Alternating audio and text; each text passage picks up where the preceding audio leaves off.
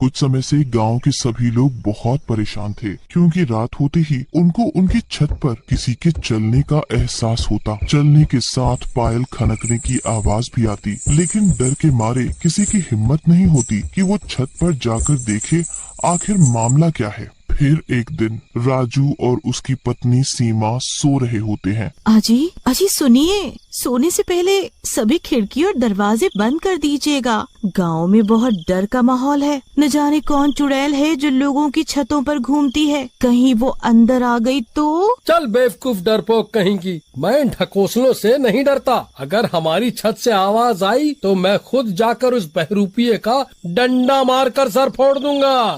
फिर रात 12 बजते ही उनकी छत से किसी के चलने की आवाज आने लगती है। अरे नाश पिटे, काली जबान के आदमी, तेरे बोलते ही आज ये हमारी छत पर आ गई। अरे बेवकूफ डरपोक मोटी औरत, सारी हिम्मत मुझ पर ही दिखानी आती है तुझे।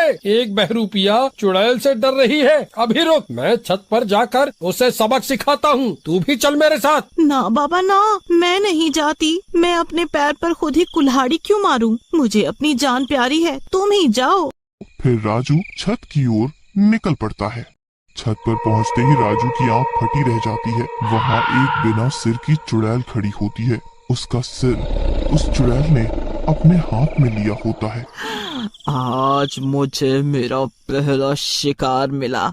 आ गया तू, आज तो मजा ही आ गया। अब तेरे शरीर की मदद से मैं पूरे गांव पर कब्जा कर पाऊंगी। नहीं नहीं चुड़ैल जी, मुझसे गलती हो गई। मेरे बीवी बच्चों का क्या होगा? मुझे माफ कर दो चुड़ैल जी। तेरी हिम्मत कैसे हुई मेरी सैर के टाइम मेरे सामने आने की? अब तुझे तेरी गलती की सजा जरूर मिलेगी। फिर चुड़ैल उसे अपने काले जादू से जादुई रस्सी में बांध देती है और उसे लेकर उड़ जाती है। सीमा, सीमा! फिर उसकी आवाज सुन के सीमा खिड़की के पास आती है। खिड़की से बाहर का नजारा देखकर वो हैरान परेशान हो जाती है। वो देखती है चुड़ैल उसके पति को उड़ाकर ले जा रही है। हाय हाय, मैं लुट गई, मैं बर्बाद हो गई। वो चुड़ैल तो मेरे पति को ही उठा के ले गई। अब मैं क्या करूं? हे ईश्वर, अब मैं क्या करूं? मेरी मदद करो। सुबह होने पर ये बात पूरे गांव में फैल जाती है। अरे भाइयों, वो चुड़ैल कहाँ ले गई होगी राजू को? मुझे तो बहुत डर लग रहा है। मुझे लगता है वो चुड़ैल अभी तक राजू को चट कर गई होगी। सुनो भाइयों, हमें डरने की बजाय समझदारी से काम लेना होगा, तभी हम उस मायावी चुड़ैल का सामना कर पाएंगे। फिर शाम होते ही गांव के कब्रिस्तान से राजू की आवाजें आने लगती है। बचाओ बचाओ, अरे कोई तो सुनो, बचाओ मुझे। ये आवाजें सुन गांव वाले हैरान रह जाते हैं। अरे ये तो राजू की आवाज है, पर इसे तो चुड़ैल उठा ले गई थी। मुझे लगता है चुड़ैल इसे उठा ले गई और यहाँ इस कब्रिस्तान में कैद कर दिया। हमें चलकर उसे बचाना चाहिए। पर भाई, इस कब्रिस्तान में जाएगा कौन? भला अपनी मौत को कौन दावत देगा? हमें ही जाना होगा और राजू को छुड़ा के लाना होगा। आखिर वो भी हमारा ही साथी है। फिर वो दोनों कब्रिस्तान की ओर चल देते हैं। वहाँ से राजू की आवाजें आ रही होती है। बचाओ बचाओ बचाओ बचाओ! जैसे जैसे वो आगे बढ़ते हैं उन्हें और खतरनाक आवाजें आने लगती हैं और तेज हवाएं चलने लगती हैं। भाई, मुझे तो बहुत डर लग रहा है। चलो वापस चलते हैं। डरो मत भाई, अब यहाँ तक आ गए हैं तो राजू भाई को लेकर ही चलेंगे। फिर थोड़ी देर में वो दोनों उस जगह पहुंच जाते हैं जहां से आवाजें आ रही होती है। वो एक कब्र होती है जिसके अंदर से राजू की आवाजें आ रही होती है। लगता है उस चुड़ैल ने राजू को लेकर इस कब्र में कैद कर दिया है। चलो इस कब्र को खोलें और राजू को बाहर निकालें। जैसे ही वो कब्र खोदते हैं वही हाथ से अपना सिर लिए सिर कटी चुड़ैल उनके सामने आकर खड़ी हो जाती है। वो दोनों बुरी तरह कांपने लगते हैं। अरे मर गए रे, ये क्या बोला है? भागो भागो। वो भागने की कोशिश करते हैं लेकिन चुड़ैल उसकी मायावी शक्तियों से उन्हें एक ही जगह से चिपका देती है। मूर्खों, तुम यहाँ से नहीं हिल सकते। मैंने तुम्हें अपनी जादुई शक्तियों से चिपका दिया है। अब तुम मेरा भोजन ही बनोगे राजू की तरह। चुड़ैल जी, पर आपकी कब्र से तो राजू की आवाज आ रही थी। हम तो उसकी आवाज सुनकर यहाँ आ गए। हमें माफ कर दो चुड़ैल जी।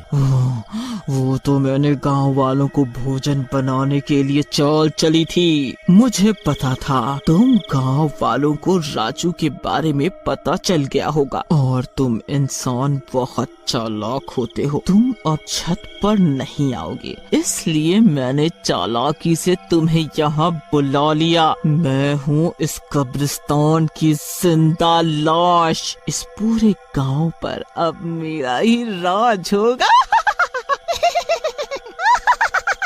फिर वो चुड़ैल उन दोनों गांव वालों को अपनी कब्र में अपने साथ बंद कर लेती है। उन दोनों गांव वालों को लौटता ना देख सभी गांव वाले डर जाते हैं। भाइयों, मुझे लगता है कुछ अनहोनी हो गई है हमारे साथियों के साथ। अब तो राजू की भी आवाज नहीं आ रही, एकदम सन्नाटा हो गया है। हाँ भाई, मुझे लगता है हमें गांव के पंडित जी के पास चलना चाहिए। वही हमें इस मुसीबत से छुटकारा दिलाने में मदद कर सकते हैं। फिर वो सब गांव के पंडित जी के पास पहुंच जाते हैं। पंडित जी, मदद करें, गांव में कोई चुड़ैल आ गई है। उसने गांव के 3 लोगों को गायब भी कर दिया है। अब आप ही कुछ मदद कर सकते हैं, नहीं तो क्या मालूम वो अगला नंबर किसका लगा दे। फिर पंडित जी उनकी बातें सुनकर अपनी आंखें बंद करते हैं और अपनी दिव्य शक्ति से और अपनी दिव्य दृष्टि से चुड़ैल की हरकतें देख लेते हैं। सभी गांव वाले हाथ जोड़े खड़े रहते हैं। फिर कुछ मिनटों के बाद पंडित जी अपनी आंखें खोलते हैं। गांव में एक मायावी चुड़ैल का साया पड़ चुका है। गांव के किसी उद्दंड व्यक्ति ने कब्रिस्तान में जाकर उस चुड़ैल की कब्र पर थूक दिया है, जिससे उस चुड़ैल को गुस्सा आ गया और अब वह सबकी जान की दुश्मन बन गई है। तभी पीछे खड़ा हरिया बोलता है, पंडित जी, याद आया, मुझे कुछ दिन पहले आम खाने का मन हुआ तो मैं कब्रिस्तान में लगे आम के पेड़ से आम खाने गया था। मैंने आम तोड़ा पर वह बहुत कड़वा था तो मैंने वहीं थूक दिया। ये मुझसे क्या अनर्थ हो गया, हे ईश्वर। अब जो हो गया सो हो गया। अब हमें उस कब्रिस्तान की जिंदा लाश से आजादी पानी है, नहीं तो वह सबको ही निगल जाएगी। तो हम क्या करें पंडित जी? उस चुड़ैल की जान उसकी खोपड़ी में है, जिससे वह अपने हाथों में लेकर चलती है। अगर हम उससे उसकी खोपड़ी छीन कर गाड़ दें तो वह चुड़ैल खत्म हो जाएगी। फिर अगले दिन ये आवाजें सुनकर गांव वाले समझ जाते हैं कि ये उस चुड़ैल का छल है। भाइयों, अब क्या करें? कुछ ना कुछ तो करना ही होगा। हरिया भाई, आज तुम और मैं चलते हैं। मैं चुड़ैल के सामने जाऊंगा और जैसे ही वह चुड़ैल प्रकट होगी तुम पीछे से जाके उस चुड़ैल को डंडा मार के उसकी खोपड़ी को नीचे गिरा देना। फिर मैं जल्दी से उसकी खोपड़ी को बोरी में बंद करके भाग जाऊंगा। क्यों, कैसी लगी मेरी तरकीब? अच्छी तरकीब है। चलो आज हम इस चुड़ैल के आतंक से गांव वालों को बचाएं।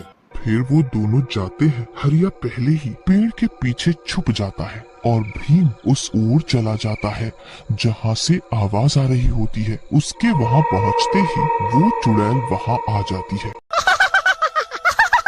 एक और शिकार। तू तो हटा कट्टा है, तुझे खाने में तो बहुत मजा आएगा। इतने में पीछे से हरिया आकर डंडे से उसकी खोपड़ी पे मारकर उसे नीचे गिरा देता है और भीम जल्दी से उसे बोरी में भर लेता है। जाने दो, जाने दो, छोड़ दो मुझे। जी, मैं किसी को नहीं छोड़ूंगी। मेरी खोपड़ी छोड़ दो, मेरी खोपड़ी छोड़ दो। फिर वो सब उस खोपड़ी को कब्रिस्तान में गाड़ देते हैं और सभी फैसला करते हैं कि अब से कोई भी कब्रिस्तान में नहीं आएगा। प्यारे दोस्तों, हमारी यह कहानी आपको कैसे लगी हमें कमेंट करके जरूर बताएं और हमारे इस चैनल को लाइक, सब्सक्राइब और शेयर करना ना भूलें। धन्यवाद।